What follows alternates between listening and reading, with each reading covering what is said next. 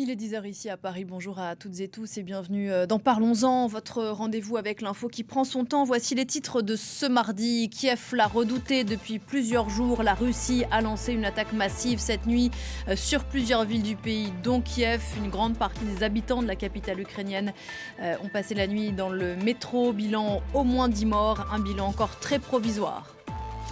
Et puis l'apaisement promis par Donald Trump dans la nuit ressemble furieusement à la guerre qui se poursuit au Liban. Le président américain avait affirmé avoir obtenu un genre de trêve, mais la réalité du terrain dit tout autre chose. Frappe israélienne au sud Liban, projectile tiré depuis le sud Liban vers le territoire israélien. Et on va s'arrêter dans ce rendez-vous d'infos sur cette guerre qu'Israël mène au Liban contre le Hezbollah depuis le 2 mars que le Parti de Dieu libanais a rouvert le front en soutien à Téhéran. Avec cette question, la guerre est-elle aujourd'hui le seul horizon de la classe politique israélienne dans son ensemble et derrière elle, le seul horizon de la société israélienne. Une société israélienne que l'on s'est traumatisée toujours par le 7 octobre 2023, que le président israélien Herzog lui-même a récemment averti contre un risque, je cite, de brutalisation. C'est Parlons-en aujourd'hui avec Sylvaine Bull et Anne Corpé. Bonjour mesdames, on sera rejoints tout à l'heure, je l'espère, par Tamar Sebok. C'est Parlons-en et c'est parti.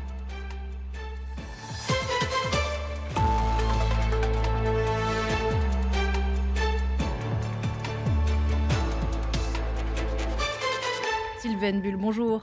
Bienvenue sur ce plateau. Vous êtes professeur de sociologie à l'EHESS, spécialiste de la société israélienne et du conflit israélo-palestinien, auteur de Israël après le 7 octobre qui est sorti aux presses universitaires de France. Anne Corpé, rebonjour. Vous êtes ici chez vous, chroniqueuse internationale à France 24. Je le disais à l'instant, il y a les mots et puis il y a la réalité de la guerre. Cette nuit, Donald Trump promettait l'apaisement au Liban, mais les frappes entre Israël et le Hezbollah n'ont pas cessé. Frappe israélienne sur les localités du sud-Liban, frappe lancée depuis le Liban sur Israël. Pas d'apaisement, donc, comme le promettait pourtant le président américain, alors qu'un nouveau cycle de négociations est prévu aujourd'hui à Washington entre représentants libanais de l'État libanais et représentants israéliens. Des images commentées par Alice Broga tout de suite. Le sud du Liban, zone de guerre entre le Hezbollah et l'armée israélienne. La milice chiite libanaise affirme avoir attaqué ces dernières heures plusieurs chars israéliens avec des drones et des tirs d'artillerie, notamment dans la localité d'Adata. De son côté, l'armée israélienne a intensifié son offensive au sol, menant son incursion militaire la plus profonde depuis 26 ans. Dans la nuit, plusieurs villages du sud du Liban ont aussi été touchés par des frappes israéliennes. Des affrontements qui contredisent les affirmations de Donald Trump. Le président américain a indiqué lundi soir que le Hezbollah était prêt à cesser totalement le feu face à Israël et s'est targué d'avoir fait pression sur l'État hébreu pour épargner la capitale libanaise. J'ai eu un appel très productif avec le Premier ministre Bibi Netanyahou d'Israël et il n'y aura pas de troupes à Beyrouth et toutes les troupes qui étaient en route pour Beyrouth ont déjà fait demi-tour. Mais après cet échange, Benyamin Netanyahou a affirmé qu'Israël frappera des cibles à Beyrouth si le Hezbollah continue d'attaquer son pays. Quelques heures plus tôt, l'armée israélienne avait émis un ordre d'évacuation à destination des habitants de la banlieue sud de Beyrouth, provoquant un mouvement de panique dans la population. C'est la troisième fois que nous sommes déplacés, que nous passons d'un endroit à un autre. Maintenant, je me dirige vers Tripoli. Une guerre qui touche aussi le nord d'Israël, où les sirènes d'alerte ont retenti cette nuit. L'armée israélienne annonce avoir intercepté plusieurs projectiles en provenance du Liban. Et Tamar Sebok nous a rejoint. Bonjour Tamar. Bonjour. Et bienvenue sur ce plateau. Vous êtes journaliste correspondante ici à Paris du quotidien israélien Yediot Aharonot. On découvrait à l'instant ces dernières images du Liban où l'apaisement promis par Donald Trump dans la nuit à ce stade n'est pas advenu avec ces frappes israéliennes encore sur le sud Liban ces dernières heures et ces lancements de projectiles depuis le sud Liban sur Israël. Avant de commencer notre discussion, on va écouter ce qu'en disait à l'instant le ministre français des Affaires étrangères, Jean-Noël Barrot. Nous reconnaissons le droit d'Israël à la légitime défense, y compris face aux attaques inacceptables du Hezbollah. Mais rien ne peut justifier la poursuite des opérations militaires et l'occupation prolongée d'Israël dans la profondeur du territoire libanais. C'est la raison pour laquelle nous avons appelé, évidemment, à un cessez-le-feu, que le Hezbollah cesse d'attaquer Israël, qu'Israël cesse d'attaquer le Liban et que ce dialogue qui s'est engagé pour la première fois depuis si longtemps, entre le gouvernement israélien et le gouvernement libanais puisse se poursuivre. Des réunions sont prévues cette semaine à Washington, pour aller vers la restauration de l'autorité de l'État libanais, le désarmement du Hezbollah et le retrait d'Israël. Oui, parce que Anne Corpé, alors que ces frappes se poursuivent, frappes réciproques entre le Hezbollah et l'armée israélienne, il y a ce nouveau round de négociations à Washington aujourd'hui, non pas avec le Hezbollah, mais avec les représentants de l'État libanais et de l'État israélien. Oui, c'est la 4e session de négociation directe entre Israël et l'État libanais. Le Hezbollah n'y est pas associé. Le Hezbollah condamne, refuse toute négociation directe avec Israël tant que la guerre suit son cours, ce qui ne facilite pas évidemment les discussions, puisque la guerre oppose théoriquement Israël à la milice chiite pro-iranienne.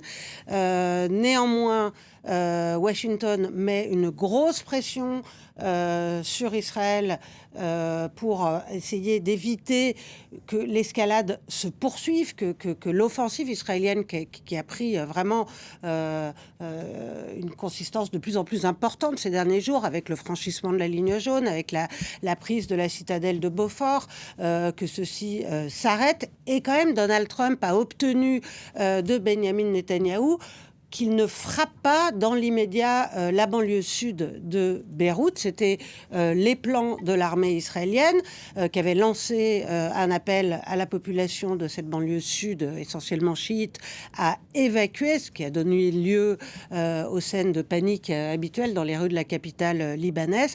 Ces frappes n'ont pas eu lieu parce que Donald Trump a dit à Benyamin Netanyahou, en termes assez crus, selon Axios, il l'a traité de fou, il lui a dit que les limites avaient été franchies et que, en fait, Donald Trump comprend le droit d'Israël à se défendre contre les attaques persistantes du Hezbollah, mais il estime que Benyamin Netanyahou agit de manière disproportionnée. Benyamin Netanyahou, lui, dans un communiqué, a fait savoir que, tant que les frappes auraient lieu si le Hezbollah poursuivait ses attaques sur le sol israélien, mais il a bel et bien reculé hier soir. Et ça a d'ailleurs suscité un concert de protestation de la classe politique israélienne, y compris de l'opposition. On va y revenir. Avant de vous entendre, Tamar que Sylvain Bull, on va écouter, vous évoquiez cette conversation téléphonique très tendue qu'auraient eu le président américain et le Premier ministre israélien. Et effectivement, selon nos confrères d'Axios, qui parlent de l'une des conversations les plus tendues depuis le retour de Donald Trump à la Maison-Blanche avec le dirigeant israélien, le président américain qui aurait qualifié Benyamin Netanyahou de complètement fou, pour le dire poliment. On écoute Stéphane Amar à Jérusalem. Alors, on ne connaît pas bien sûr la teneur exacte de la conversation, il s'agit de bruits qui sont rapportés, mais effectivement l'échange aurait été orageux. En tout cas, ce qui est certain, c'est qu'il y a un désaccord de fond. Il faut remonter à hier matin où Benyamin Netanyahou annonçait des frappes massives sur la banlieue sud de Beyrouth, sur le bastion du Hezbollah. Ces frappes n'ont pas lieu durant la journée et dans la soirée, il y a eu un coup de fil donc entre Donald Trump et Benyamin Netanyahou, et Donald Trump a annoncé bien qu'il avait demandé à Benyamin Netanyahou de suspendre ces frappes, et donc de mauvais gré, Benyamin Netanyahou a dû obtempérer. Il a été extrêmement critiqué ici dans le pays, notamment par l'opposition. Mais il a expliqué que sur le fond, ça ne changeait pas grand-chose, que si le Hezbollah continuait d'attaquer Israël, Israël riposterait. C'est ce qui s'est passé, ce qu'on vient de dire à l'instant. C'est ce qui s'est passé sur le front, notamment au sud Liban. Mais il y a effectivement, on voit là, une divergence d'intérêts parce que Donald Trump veut préserver toutes les chances de parvenir à un accord avec l'Iran. Or, l'Iran refuse un accord si les combats ne cessent pas au sud Liban. L'accord que demande l'Iran doit inclure cette dimension du sud Liban, ce à quoi Israël s'oppose évidemment et donc plaide auprès de Donald Trump pour que l'on sépare d'une certaine manière les deux dossiers, qu'il y ait éventuellement un accord avec l'Iran, mais qu'Israël puisse garder les mains libres au sud Liban. Pourquoi ? Parce que les Israéliens estiment que la seule manière de faire progresser les négociations dont on vient de parler entre l'État libanais et Israël, c'est que le Hezbollah soit affaibli, voire quasiment éradiqué du point de vue militaire. Et donc il faut poursuivre cette offensive au sud Liban et au sud de Beyrouth. Tamar Sebok, ça fait 3 mois aujourd'hui que le Hezbollah a rouvert le front. C'était le 2 mars contre Israël en soutien à la République islamique d'Iran qui lie aujourd'hui, Stéphane Amar le rappelait, son destin à celui du Hezbollah. Est-ce qu'on est arrivé à un point de rupture entre le Premier ministre israélien et le président américain ? Ce n'est pas possible d'avoir une point de rupture complète entre les deux, et surtout, Netanyahou n'a pas vraiment l'autonomie de faire ce qu'il veut. Donc, je crois qu'il y a un jeu entre les deux sur quoi on lâche un peu la corde et sur quoi on dit ça suffit. C'est pas la première fois qu'ils ont une conversation huileuse. Il paraît que ça s'empire de fois en fois, mais l'idée, c'est que quand il n'en a pas besoin, Trump laisse Netanyahou avancer, il laisse faire au Liban, parce qu'il y a un réel danger de la part de Hezbollah, et pour Israël et pour les Libanais. Et quand ça s'approche trop des négociations avec l'Iran, il met le haut là. Et les deux ont besoin de montrer que c'est eux qui dominent la situation.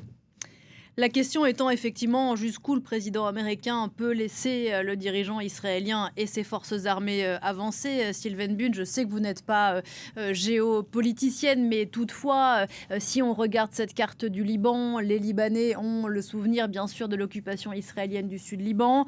Il semblerait que la ligne qu'était jusqu'ici le fleuve Litani, qui est déjà en territoire libanais, faut-il le rappeler, ait été franchie. Cette occupation très symbolique de ce fort dit le fort Beaufort qui surplombe ce fleuve Litani et cette, semble-t-il, tentative d'avancer jusqu'au fleuve Zahrani. Est-ce que les Israéliens comprennent, là je parle de la société israélienne, la stratégie offensive que mène l'armée au Sud-Liban ? Il n'est pas sûr qu'ils la comprennent désormais, mais ils sont obligés de la soutenir parce que la guerre est désormais en effet un horizon très inscrit. Et puis n'oublions pas, la population israélienne maintenant, elle est prise en otage. Elle a le choix entre soutenir ou désavouer. Elle est enrôlée. Il y a quand même encore énormément de gens sur le front. N'oublions pas aussi que les Libanais souffrent énormément parce que dans cette stratégie militaire, on ne voit pas très bien quelle est la cohérence.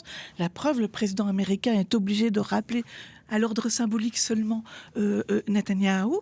Donc tout cela est profondément opaque, mais pour la population, je crois que là, on a quand même un point tournant dans la stratégie militaire, parce que même si la population, on le voit dans les derniers sondages qui sont parus hier, continue à soutenir, ils mettent véritablement en doute, et ça dépend des partis, la cohérence sur le long terme, parce que nous sommes en effet à 3 ans de guerre. On est effectivement, ça fait 2 ans et demi que l'armée israélienne est en guerre quasi permanente avec quelques pauses depuis la guerre déclenchée après l'attaque terroriste d'octobre 2023. Faut-il le rappeler, peut-être Anne, je vous donne la parole dans un instant, mais Tamar Sebok, que la guerre, elle a une réalité dans l'ensemble des familles israéliennes. Le service militaire est obligatoire, près de 3 ans pour les garçons, 2 ans pour les filles. Je crois que pour les garçons, ça a été allongé depuis le 7 octobre 2023. Et c'est une armée israélienne et des jeunes, notamment, qui sont fatigués de faire la guerre. Alors, effectivement, le service militaire en Israël est obligatoire, sauf certaines populations. On va y venir, voilà. C'est un débat important. Et donc, c'est la grande partie de la population qui sert, mais après, il y a le service de réserve. Donc, il se trouve qu'il y a des gens, depuis le 7 octobre, qui ont fait 600 jours de service de réserve, 500 jours. Ça veut dire qu'ils doivent laisser et leur famille et leurs gagne-pain de côté, et aller servir parce qu'il y a un danger réel. Malgré tout ce qu'on peut dire, et on peut être d'accord ou pas, c'est toute la complexité de cette société, il y a un danger réel et en même temps, il y a une stratégie du gouvernement qui est influencée par d'autres facteurs. On va ajouter à ça le fait qu'il y a une grande partie de la population du Nord, justement, il y a eu pendant le dernier réchauffement, la dernière guerre avec le Liban, 250 000 personnes qui ont dû quitter leur maison et pas tous sont revenus. Et puis, il y a le Sud. Donc, ça affecte économiquement au niveau de la fatigue et au niveau des dissensions antérieures dans la société israélienne. Ce qui n'est pas le cas cette fois-ci. Les Israéliens du nord d'Israël n'ont pas été évacués comme effectivement ça avait été le cas la dernière fois. On en parlait, vous et moi, hier, Anne Corpé. l'ensemble de la classe politique israélienne avait soutenu le lancement de l'offensive américano-israélienne contre l'Iran et ce faisant soutenait aussi l'offensive de l'armée contre le Hezbollah. C'était il y a plus de 3 mois. Où est-ce qu'on en est aujourd'hui ? Ça continue. En fait, dans la perspective des prochaines élections qui devraient avoir lieu en septembre, ou fin septembre, début octobre, il n'y a pas de débat sur les guerres menées par Israël en Iran et au Liban. Il y a une forme de consensus au sein de la classe politique à ce sujet. Le débat porte sur l'enrôlement des haredim, des étudiants en religion au sein de l'armée. Mais il n'y a qu'à voir les réactions, d'ailleurs, ce matin, après le recul symbolique de Netanyahou, qui a donc finalement pas bombardé la banlieue sud de Beyrouth. Naftali Bennett dit qu'Israël a perdu sa souveraineté après que l'armée a annulé ses plans. Voilà,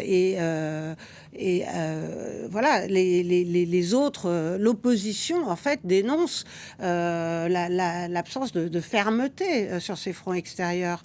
Et concernant l'Iran, en fait, la réelle inquiétude, c'est que les États-Unis concluent avec Téhéran un accord qui ne contienne pas de garanties suffisantes sur le nucléaire, qui ne contiennent pas de garanties suffisantes sur les capacités balistiques de l'Iran, parce que dans le protocole d'accord qui a fuité, qui est en cours de négociation entre Téhéran et Washington, on n'a rien vu sur justement la capacité balistique de l'Iran. Or, il y a eu des enquêtes du Washington Post et du New York Times selon lesquelles l'Iran conserverait 70% de ces missiles. La presse relatait récemment que l'Iran avait dégagé l'accès aux tunnels qui avaient été bombardés où elle entrepose ses lance-missiles. Donc ces missiles, ce sont eux qui représentent, ainsi que les drones, une menace permanente et continue sur Israël. Donc il y a vraiment unanimité au sein de la classe politique sur la nécessité de poursuivre cet effort de guerre contre l'Iran et aussi contre le Hezbollah.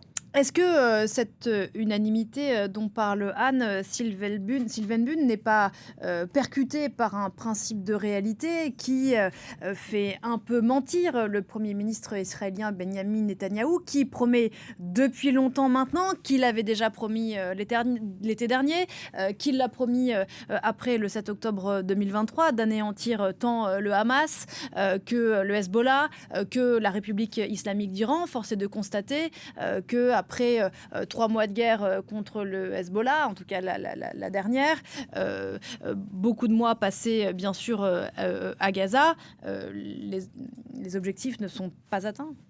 Oui, et c'est toute la complexité et la contradiction, parce que je suis assez d'accord avec ce qui a été dit, en précisant aussi cela, c'est-à-dire que c'est aussi cette façon de maintenir la guerre sur tous les fronts, créer un consensus, mais c'est aussi une façon de tuer le débat interne, parce que le seul dossier de consensus à peu près des partis, il y a quelques nuances, c'est cette guerre, notamment sur la question iranienne, parce que sur la question Hezbollah et Nord, c'est un petit peu plus contrasté, parce que ce sont des voisins, il y a quand même une proximité, il y a une menace. Mais oui, bien sûr, c'est toute la contradiction et le piège dans lequel s'est enfermée globalement l'actuelle coalition, qui est va en guerre, c'est à la fois de ne pas avoir de résultats, de ne pas avoir de stratégie, de ne pas savoir quoi faire avec l'occupation du Sud-Liban, mais d'être obligé de continuer pour avoir des résultats et pour peser sur la campagne électorale, encore une fois, parce que l'on sait que c'est le dossier consensuel sur le plan politique. On reviendra peut-être après sur la question interne. Il y a des dossiers qui sont très lourds et qui sont beaucoup plus fracturants. Un consensus à défaut d'en avoir sur d'autres sujets, le consensus de la guerre, Tamar Sebag. Il faut comprendre qu'après le 7 octobre, et c'est un processus qui s'est fait depuis un moment, il y a de moins en moins de gauche en Israël, il y a plus du centre-gauche ou du centre-droite, voire extrême-droite. Et la gauche et la droite en Israël, c'est défini par surtout la relation avec le conflit israélo-palestinien et moi par rapport à l'économie, on va dire. Donc, dans cette configuration, l'opposition ne peut pas complètement montrer qu'elle est contre la défense d'Israël. Ça veut dire que Netanyahou les a piégés dans une situation où toute opposition montre qu'en fait, ils ne sont pas capables de diriger un pays qui est en danger immédiat. Et il faut dire aussi qu'en Israël, beaucoup de chefs de partis sont des ex-généraux de l'armée. Parce que c'est considéré en Israël comme des gens qui ont l'expérience. Comme Yair Lapid. Voilà, non, Yair Lapid, justement, c'est un des seuls qui n'a pas fait... Il était journaliste à l'armée, et on n'arrête pas de lui rappeler ça. Mais les autres, par exemple Bennett ou Eisenkot, tous les autres, ils se reposent beaucoup sur les faits des guerres. Donc, évidemment, ils ne peuvent pas dire, et surtout en période préélectorale, qu'ils sont pour une solution pacifique, quand on voit que, pour le moment, de tous les côtés, il y a des guerres qui ont les intérêts des uns et des autres. Mais c'est surtout cette question où admettre qu'il faut trouver une solution pacifique est un aveu de faiblesse pour le moment. D'ailleurs, les deux anciens dirigeants, Bennett et Lapid, qui se sont associés donc pour les élections à venir, dont on ne connaît pas la date, fin de l'été, début de l'automne, tiennent des propos très forts. Nous défendrons le territoire de notre pays, ne céderons pas un pouce de terrain à l'ennemi, dit-il récemment. Des fronts qui servent une stratégie électorale, c'est ce que vous appelez le registre de l'ennemi puissant, Sylvaine Bull. Oui, et on voit bien que les élections vont tourner autour de cela, c'est-à-dire véritablement inscrire dans les élections cet horizon de l'ennemi qui est extérieur sur les ennemis classiques d'Israël, mais aussi l'ennemi de la diaspora, des non-juifs, etc.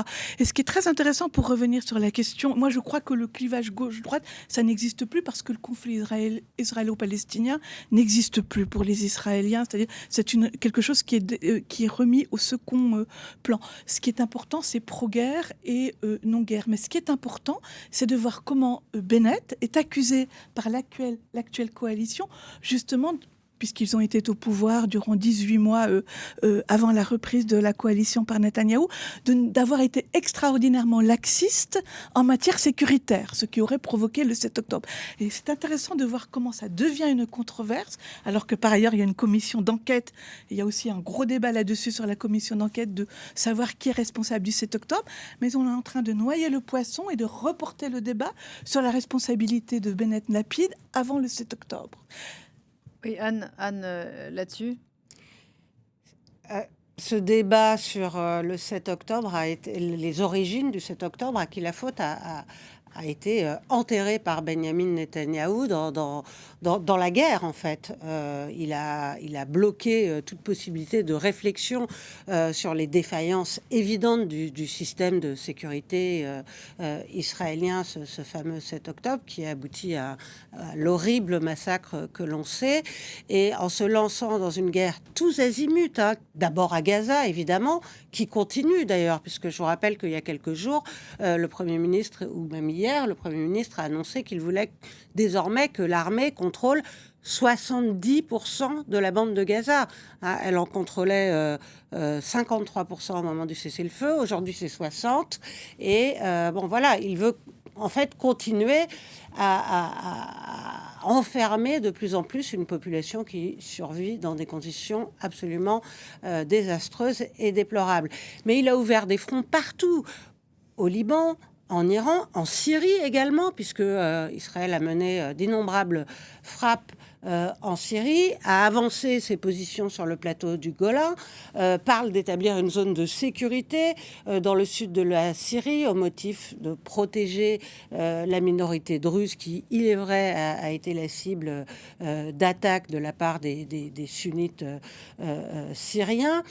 Mais il y a une espèce de fuite en avant dans la guerre qui permet au Premier ministre israélien d'enterrer cette faute originelle, qui est une défaillance majeure des services de sécurité israéliens le 7 octobre, puisque l'alerte a été donnée, on s'en souvient, par des jeunes femmes qui voyaient les choses se passer, et que l'armée a évidemment beaucoup trop tardé à réagir. Je lisais ce sondage en préparant cette émission publié dans la presse israélienne, disant que 2 Israéliens sur 3 disaient souffrir économiquement de ces fronts, de ces guerres qu'Israël mène depuis 2 ans et demi maintenant, d'abord à Gaza, puis au Liban, on l'a dit, puis en Iran, etc. Et la question que je me pose en vous écoutant, c'est dans la perspective de ces élections législatives anticipées pour lesquelles Netanyahou, phénix de la vie politique israélienne, rêve d'un ultime mandat, 76 ans, alors qu'il est, on le rappelle, empêtré dans un procès au long cours.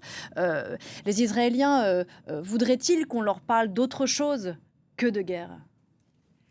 Alors, les Israéliens voudraient qu'on leur parle d'autre chose, mais la question de l'existence d'Israël se passera toujours en avant, parce que la complexité de cette situation, comme je dis, c'est qu'il y a un réel danger. Le Hamas est en réel danger, l'Iran est en réel danger, et l'Iran a déclaré qu'elle veut, une de ses buts, c'est la fin de l'État d'Israël. Hezbollah est un réel danger, sauf que, évidemment, Netanyahou joue avec ses fronts pour la survie d'Israël d'un côté, mais aussi pour des fins politiques. Donc, évidemment que les Israéliens voudraient parler d'autre chose. Mais toute l'existence israélienne est aussi basée sur ces traumatismes, des dangers constants. Donc, on ne peut pas passer à autre chose tant que ce n'est pas réglé. Mais justement, les Israéliens commencent à dire on n'en peut plus.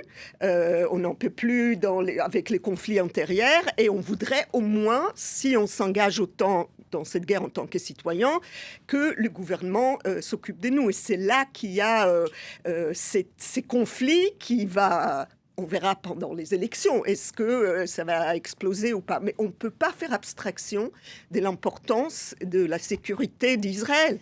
Mais ce faisant, comment vit le débat démocratique, Sylvain Bune, en Israël ? Parce qu'on se souvient, avant le 7 octobre, des grandes manifestations contre la réforme de la justice portée par Benyamin Netanyahou, puis d'une certaine façon qui avait rejoint le mouvement des familles d'otages, où il y avait une espèce de mélange entre les familles d'otages et ces manifestants anti-Netanyahou. Aujourd'hui, comment vit le débat démocratique en Israël ? Très mal, mais ce qui est très troublant, à la fois passionnant, c'est que ce sont les élections qui, de mon point de vue, si on regarde l'histoire du sionisme et du pays, sont les plus importantes, on peut y revenir, par rapport à l'enjeu de ce qu'est le sionisme et le pays, et qui sont les moins démocratiques. C'est aujourd'hui qu'il y a l'enjeu vraiment posé depuis 1948 sur ce que va devenir la démocratie en Israël, et c'est en ce moment, justement, les élections les moins démocratiques, parce que guerre, parce que menace, parce que colonisation, parce que aussi un travail de routinisation de la violence intérieure qui fait que le débat est tué, que les chaînes de télé sont absentes pour parler ou pour critiquer le gouvernement, etc. Donc le débat démocratique, il peut reprendre si des partis d'opposition, c'est en train de se passer un petit peu, reprennent un petit peu l'habitude au débat. Il y a de la possibilité de débattre. Par exemple, Bennett et Lapid commencent à le faire. Il y a aussi des ONG dont on ne parle pas, qui ne pèseront pas dans les élections, mais qui commence un peu à monter de la voix. Et surtout, il y a 4 dossiers qui, pour le coup, d'emblée, vont poser les enjeux de la campagne. Ce sont les ultra-orthodoxes, la possibilité de participer des Palestiniens d'Israël aux élections, avec les 2 partis, et de savoir est-ce que des partis arabes qui restent symboliquement associés au 7 octobre vont pouvoir se présenter aux élections. La question des réformes institutionnelles, qui est une question absolument cruciale. Et enfin, la question de l'enrôlement dans l'armée des ultra-orthodoxes et la réforme aussi de la religion, si on peut appeler ça comme cela. Alors, disons un mot de cette exemption. C'est un vieux débat en Israël dont bénéficient aujourd'hui les ultra-orthodoxes. On évoquait tout à l'heure l'épuisement d'une partie des troupes israéliennes, tant les réservistes que les militaires que les militaires. C'est un sujet qui peut plutôt venir contrarier les projets politiques de Benyamin Netanyahou. Oui, d'abord, faut rappeler que cette exemption de service militaire, elle remonte quasiment à la création de l'État d'Israël, à une époque où les étudiants en religion étaient ultra minoritaires et il y avait eu la Shoah, c'était un contexte qui n'avait rien à voir avec celui d'aujourd'hui où ils sont beaucoup plus nombreux. Et le Premier ministre Benjamin Netanyahou s'était engagé à faire passer une loi qui rende obligatoire la contribution de ces étudiants religieux à l'effort militaire du pays. Or, il n'a pas tenu cette promesse parce qu'au sein de sa coalition, il a des partis supranationalistes d'extrême droite qui ont dans cette minorité un réservoir de voix aménagé et qui s'y oppose. Donc il est un petit peu coincé. C'est le sujet qui menace de faire exploser sa coalition. Et il est évident que pour les Israéliens qui voient leurs enfants partir sur le front, il y a déjà eu 25 morts dans le conflit avec le Liban parmi les soldats israéliens. Il y a énormément de soldats qui ont servi à Gaza, qui souffrent aujourd'hui de troubles profonds du fait des massacres auxquels ils ont été associés, parce que on a beau être soldat, tirer sur des enfants, obéir à des ordres parfois qui vont au-delà de l'humain, ça n'est pas quelque chose qu'on vit sereinement. Il ne faut pas penser que tous les soldats israéliens sont des monstres. Beaucoup sortent de ce conflit très abîmés. Et évidemment, voir ces étudiants en religion épargnés au prétexte qu'ils étudient la Torah, c'est de plus en plus dur à avaler. Pourquoi ce débat est si central aujourd'hui dans la société israélienne ? Qu'est-ce qu'il dit de cette société ? Je vais juste, si vous permettez, de revenir sur les Arabes israéliens, parce que je crois qu'il y a beaucoup de...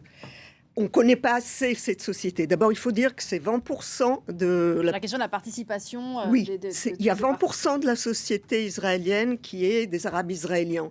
Il y a une partie qui est très intégrée, ça veut dire qu'on va dans un hôpital, dans les hôpitaux, il y a chef de service, dans les high-tech. En même temps, à cause du conflit, parfois ça se mélange, parfois ça se mélange pas, c'est assez complexe. Il y a des partis qui représentent les Arabes israéliens dans la Knesset, et d'ailleurs, sans ces partis, au moins une partie de ces trois partis, aucun bloc ne pourra gagner les élections. Donc c'est très important de comprendre que c'est pas les Arabes contre les Juifs en Israël, c'est une société qui est faite beaucoup de minorités, de façons de vivre très différentes. Il y a des moments où c'est complexe, où ils se rencontrent, il y a des moments où c'est ces conflits... on va dire, de sécurité qui est le plus important. Maintenant, par rapport aux orthodoxes, au début d'Israël, Ben Gurion, qui a fondé plus ou moins le père de la nation, on va dire, a vraiment pensé que la société allait être laïque avec une tolérance pour tout le monde. Il n'a pas prévu, c'est normal, qu'il y ait de plus en plus des orthodoxes et des religieux, parce qu'il y a toutes sortes de degrés, qui seront impliqués. Pour le moment, le parti qui font justement le balance, surtout pour la droite israélienne, sont les partis religieux. Sans ces partis, les gouvernements de Netanyahou ne tiennent pas. Donc la fatigue, elle vient et du fait qu'il ne participe pas à la tâche la plus épuisante, la plus difficile, qui est l'armée, mais aussi parce que ces partis, puisqu'ils tiennent Netanyahou pour la coalition, reçoivent beaucoup de subventions. Tandis que les gens qui ont servi à l'armée, encore une fois, 600 jours, 700 jours, voient leur économie s'effondrer et n'ont pas le même aide. Donc, il y a quelque chose qui est fait, qui polarise la société israélienne, qui était assez, je dirais pas, assez solidaire en temps de guerre, mais en tout cas assez tolérante avant. Mais c'est un processus qui en route depuis un moment. Et le gouvernement de Netanyahou a toujours soutenu ces dissensions intérieures pour des raisons de diviser et régner. Diviser pour mieux régner, on connaît l'expression. Sauf si Sylvain Bull voulait réagir sur ce qui vient d'être dit. Oui. Oui, non, la puissance symbolique et électorale, elle est avec ce groupe social qui s'appelle les ultra-orthodoxes. On ne comprend pas ni la sociologie électorale, ni la sociologie politique, ni la sociologie tout court d'Israël si on ne comprend pas que ce sont des divisions et des subdivisions ethniques, politiques et religieuses. Donc, en effet, la coalition et les futures coalitions, parlons des futures coalitions, tiendront ou pas, ou se feront et se déferont avec le poids que donneront ce groupe. Maintenant, si on regarde très précisément un certain nombre d'enquêtes qui viennent d'être faites, on voit que des traditionnalistes de droite, qui sont religieux mais pas trop, des massortis, des gens qui pratiquent mais qui ne sont pas ultra-orthodoxes ou même orthodoxes, en veulent aussi à Bibi d'avoir soutenu les ultra-orthodoxes pour faire sa coalition.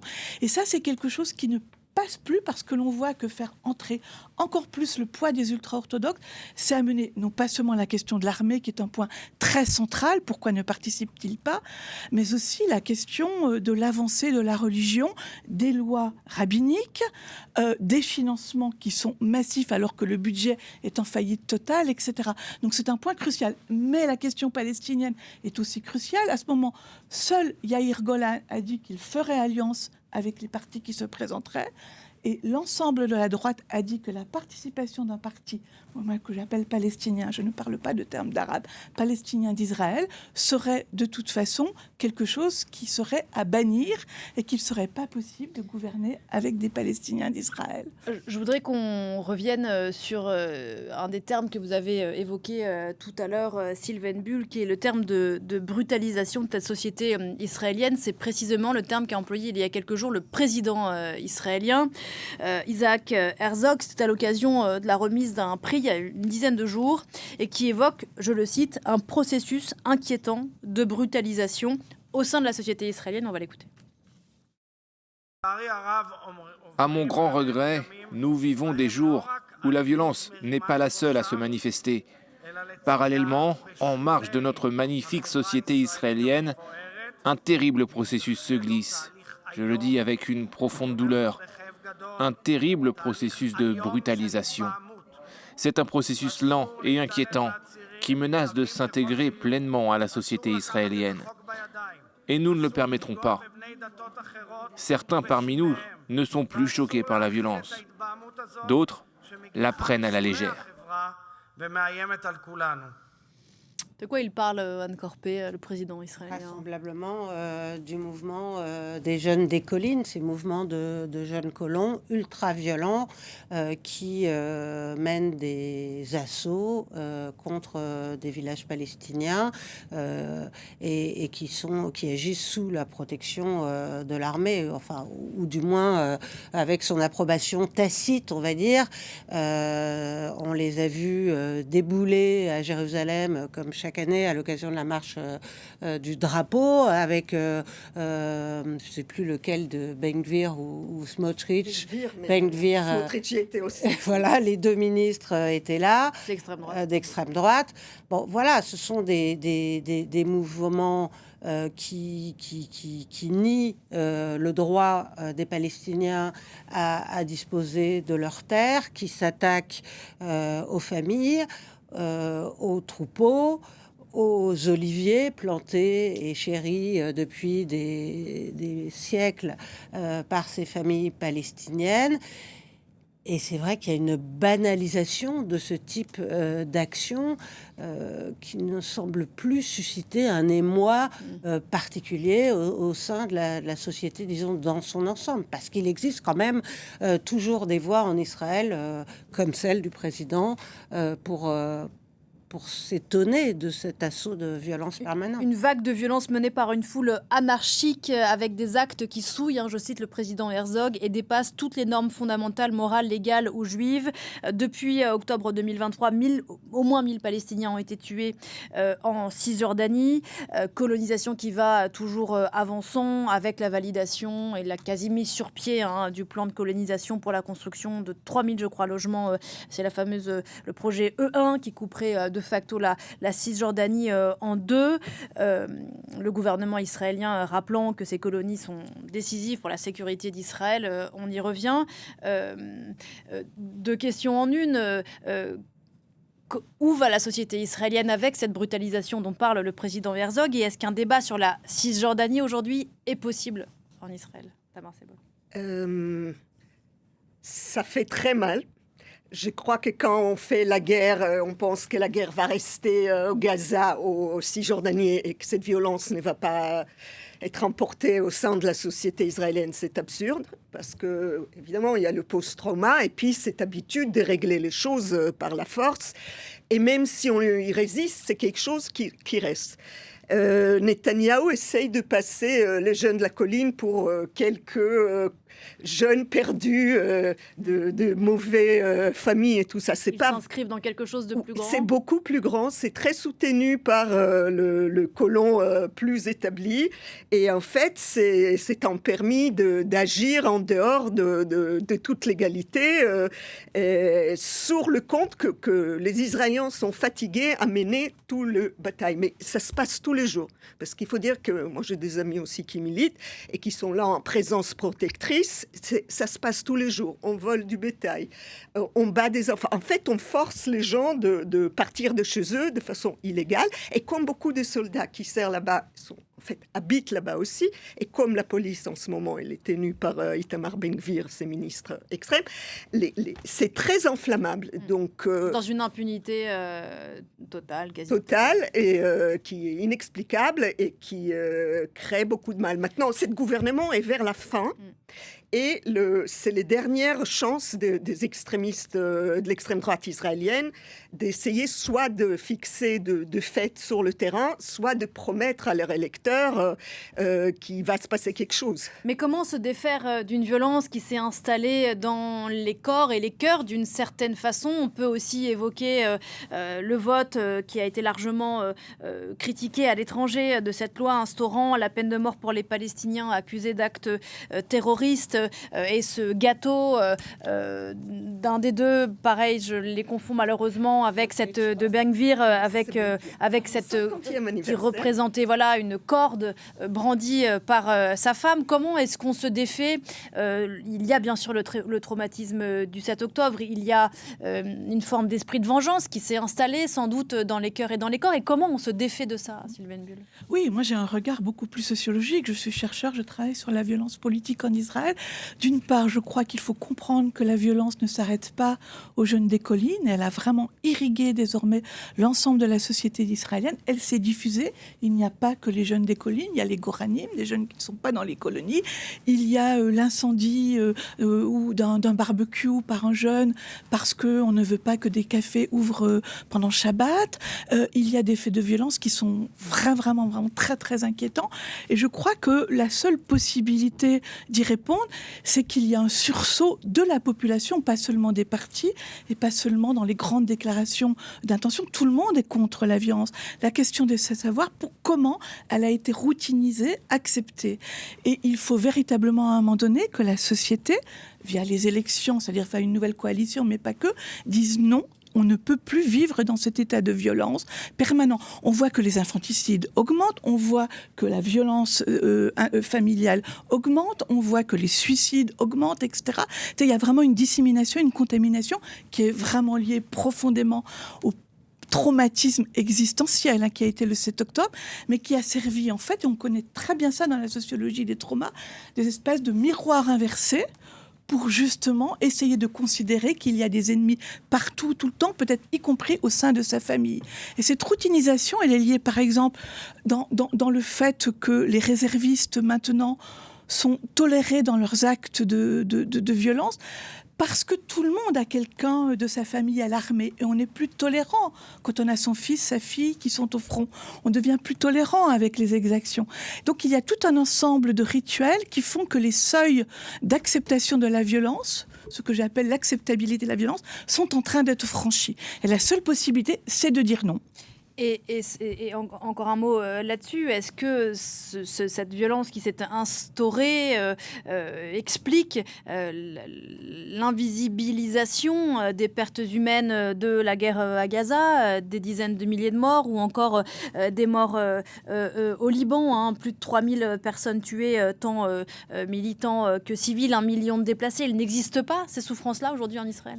Elles existent, mais elles sont minorées par les médias qui n'en parlent pas, et puis par ces espèces de réflexes intérieurs qui font que l'on regarde d'abord quelles sont les pertes humaines israéliennes, parce qu'on est touché, et puis symboliquement, il faut le dire, et ça nos enquêtes le montrent, le Palestinien, qu'il soit d'Israël ou des territoires, est associé au 7 octobre. Il est rendu tout de moins symboliquement responsable. Ça ressort très fort dans les enquêtes, ce sentiment. Donc, on le contourne. Je rappelle quand même le bilan bien sûr du 7 octobre, 1200 morts et 250 otages. Je vous vois tiquer sur ce que vient de dire Sylvaine. Parce que, avec tous les respects, j'entends ce que vous dites, mais je crois que ça aplatit un peu la complexité de la société israélienne.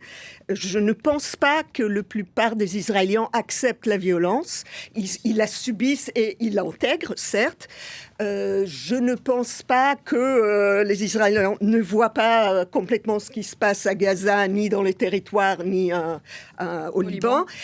Je pense que la base de la société israélienne est démocratique, qui subit des assauts, mais le cœur de cette société est démocratique, et c'est pour ça qu'il y a des dissensions antérieures. Et puis, à vous entendre, cet État va s'exploser de l'intérieur. Je ne connais pas un État sous pression, même la France, qui ne subit pas une violence et que ça ne tire pas.